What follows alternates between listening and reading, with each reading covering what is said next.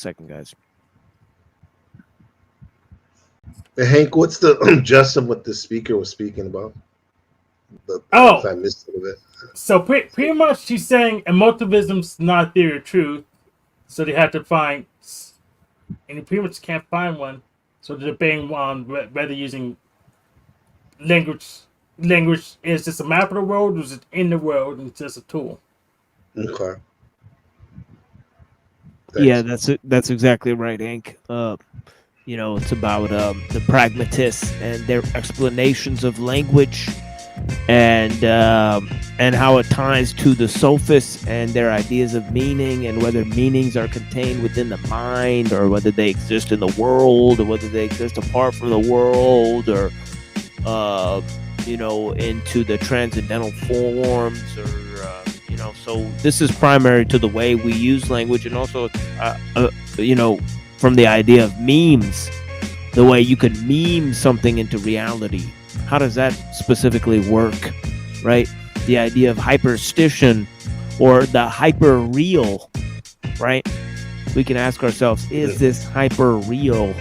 And obviously robo opticals are meta craft, as I've been saying now, but yeah, the hyperrealism really does a number on your mind and your critical thinking, especially when you look at the mainstream media, even the second Matrix alternative media as well. It's like, what is real? Hyperrealism, and like you said, memeing is so interesting too, because it's such a thing now. They have that thing, brain rot content. Have you heard of that? Where people just make content with using all the memes that the Zoomers use. Like, they'll have a whole conversation using all the not stupid, but the words they use. Retarded. Yeah. Are like you like all the anyone? and Riz and How is to you? have a whole conversation, and those things seem like they're like memetics, like just implants on your brain too when you hear them over and over again. Now, that doesn't sound like a good thing. Yeah, it's ideas that lead into creating new words. Now, obviously, a dictionary has a limited amount of words in it, but you'll notice the words in the dictionary are getting bigger, right? So there's more words in the dictionary. They're inventing new words.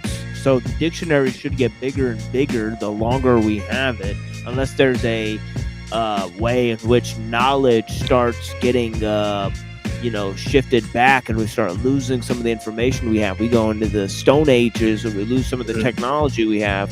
We may see a reversion in which we lose some information, in which there's a lack of communication between other groups. But even in extreme isolation, there's extreme periods of inventing languages and different things, but the whole notion comes down to this, is that since there's more words in the dictionary, and we use words to define other words, yes, the process is a little bit circular.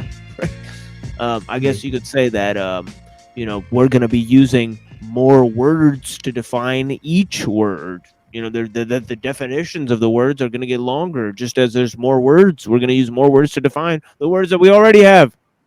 Look, there's a way out of that. So Bill Gates, he's a crackpot. He showed me a neat little language trick. So instead of mapping a word to another word, we map the word directly to the object. He called it pointing. So you simply do something like this. Permanent marker.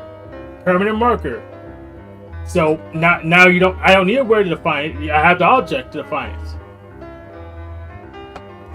So we can get real words if we keep doing stuff that way.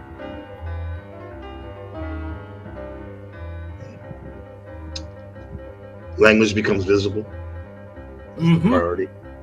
Yeah, mapping it to the objects themselves as much as we can. That way we get out of the loop. It's a pointer to an actual thing. An object is that which has shape that we can imagine or draw. Yeah, what you just said actually is it became like a meme in a sense. Like if you follow Terrence McKenna and a lot of the psychedelic heads, they say that a lot about like when they do, when they experience like DMT or some tryptamine, that they see language. McKenna would say something like the logos beheld. You can see the words, and I guess he was trying to point to his truth of language seen is the easiest to communicate, but it's kind of confusing to me. Yeah, he was well versed in all of these ideas. He was well versed in hermetic concepts and fractals, the idea of fractals. He talked about memes coming from Dawkins' work, on the selfish gene. So he talked about how ideas are evolutionary concepts and all of this so-called. So yeah, he was well versed in all those concepts. And he would even talk about the ecology of mind by Bateson, and obviously at the ESALEN Institute, are heavily influenced by the thoughts of Jung and the pragmatists. And even I gave a whole presentation where I looked at how people from the ESALEN Institute were talking about how important the ideas of C.S. Peirce were to their, ideas of psychology and the mind and all that. So yeah, they already know. They already see. This is what I'm trying to get across to people: is that how are we going to compete on this level of knowledge unless we don't even realize what sources these people are drawing from?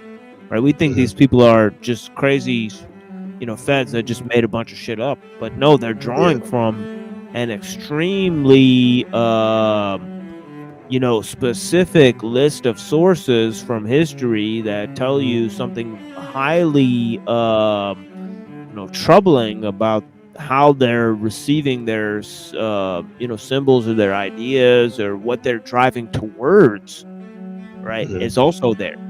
The transcendental object at the end of time, that's not just a idea that McKenna pulled out of his ass.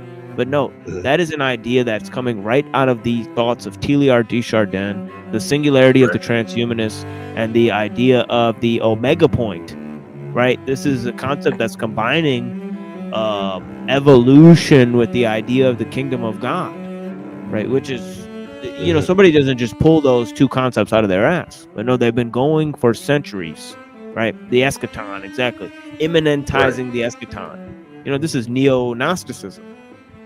Right, and neo-hermeticism, that they're drawing from, Right, and Chardin, he was a Jesuit, so probably in his research he came up with that. And it is crazy how McKenna in his lectures in the 90s was talking about memes. He said that one day, he didn't even call it memes, he said mimi. It's kind of weird how he pronounces shit. Like he said, the memes will be the language of the future. They'll be everywhere, and you see it. You see him talking about Alfred North Whitehead. You see him talking about Marshall McLuhan and his philosophy about technology. And it's all these things that you're right. These guys are talking about from the Jungian psychology. It's like at the forefront of the skimming culture of online of like, I'm a researcher, which is, you learn what you learn, but like. ESALEN Institute, for example, is definitely a hub of this social engineering. Someone put social engineering alert in the chat. ESALEN in Big Sur, Northern California, that's where it's at.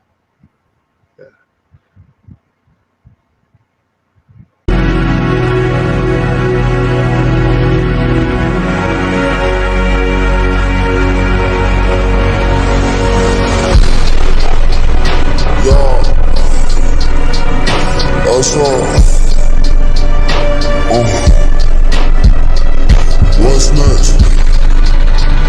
What's next? What's next?